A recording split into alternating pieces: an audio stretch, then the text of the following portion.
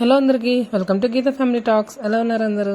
So నేను ఈరోజు పండుమిర్చి పిక్కలు అయితే చేశాను. అది ఎలా చేశాను మీతో షేర్ చేసుకుందాం అనుకుంటున్నా. ఫస్ట్ నేను 1 కేజీ మిరపకాయలు అయితే తీసుకున్నాను. వాటిని నీట్గా క్లీన్ చేసి ఆ తర్వాత తొడిమెలు తీసాను. గుర్తుపెట్టుకోండి, క్లీన్ చేసిన తర్వాత తొడిమెలు తీయాలి, లేదంటే వాటర్ అనేది లోపలికి వెళ్ళిపోతుంది. తర్వాత ఒక క్లాత్ తీసుకొని నీట్గా మిర్చీస్ అన్నీ నీట్గా క్లీన్ చేసి పెట్టుకున్నాను. అంటే తుడిచి పెట్టుకున్నాను, వాటర్ లేకుండా పొడిగా ఉండేలాగా మొత్తం నీట్గా తుడిచి పెట్టుకున్నాను. ఆ తర్వాత సరిపడా చింతపండు తీసుకున్నాను. నేను క్వాంటిటీస్ అనేవి మీకు లాస్ట్లో చెప్తాను, వీడియో స్కిప్ చేయకుండా చూడండి. తీసుకున్న చింతపండు మొత్తం ఇలా తొక్కు లేకుండా, నారలు అవన్నీ లేకుండా, పిక్కలు నారలు అవన్నీ తీసి క్లీన్ చేసి పెట్టుకున్నాను. అవన్నీ ఉంటే మనం మిక్సీ గ్రైండ్ చేసుకున్నప్పుడు ఇబ్బందిగా ఉంటుంది. సో అవన్నీ తీసి నీట్గా చేసుకోవాలి.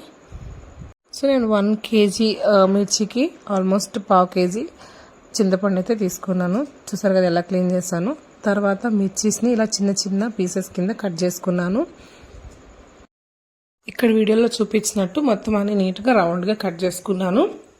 కట్ చేసుకున్న తర్వాత నాకైతే ఒక బౌల్ నిండా వచ్చాయి. చిన్న కడాయి ఉంటుంది అనమాట, దాని నిండా వచ్చాయి. దాంతోపాటు ఇవి కూడా వచ్చాయి. ఇలా ఇంత క్వాంటిటీ అయితే వచ్చింది కట్ చేస్తే 1 కేజీ మిర్చికి.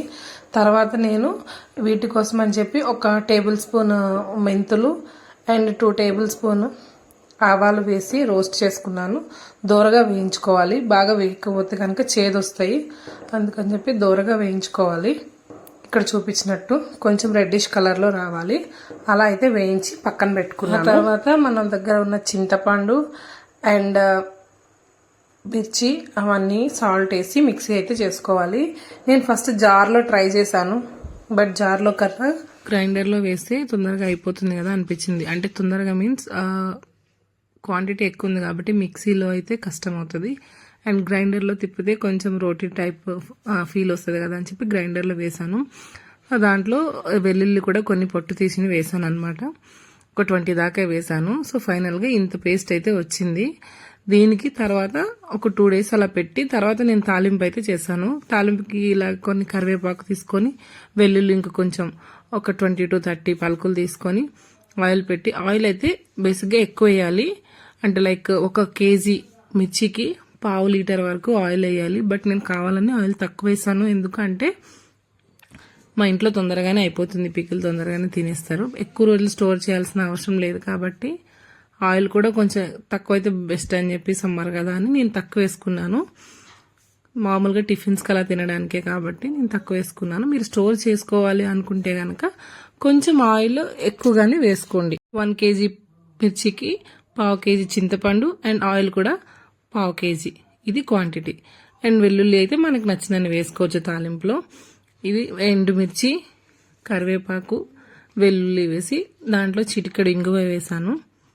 ఇంగుతో పాటు కొంచెం పసుపు కూడా వేసాను. ఆల్రెడీ పికిల్ రుబ్బేటప్పుడే పసుపు వేసాను కాబట్టి లైట్గా కొంచెం అయితే వేసాను ఇప్పుడు.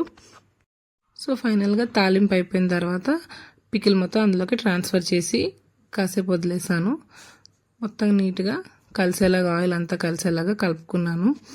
తర్వాత నేను ఫస్ట్లో ఆవాలు అండ్ మెంతులు వేయించి పెట్టుకున్నాను కదా, అది పౌడర్ మిక్సీ చేసి పెట్టుకొని పక్కన పెట్టుకున్నాను. అది ఇప్పుడు తాలింపు అయిపోయింది కదా, ఇప్పుడు ఆ పొడిని కాస్త పైనుంచి అలా వేసి కలిపేసాను అనమాట. యాక్చువల్గా అది వేయకుండా కూడా బాగానే ఉండే టేస్ట్, బట్ అది వేస్తే కంప్లీట్ అవుతుంది కదా పికిల్ అని చెప్పి వేసాను. సో ఫైనల్గా మొత్తం నీట్గా కలుపుకొని కాసేపు పెట్టేసాను. అలా పెట్టిన తర్వాత తాలింపు చల్లారిన తర్వాత మొత్తం పికిల్ అంతా అప్పుడు నేను ఒక బౌల్లోకి అయితే ట్రాన్స్ఫర్ చేసుకున్నాను. సారీ, బౌల్లోకి కాదు, ఒక బాటిల్లోకి, గ్లాస్ బాటిల్లోకి ట్రాన్స్ఫర్ చేసుకున్నాను.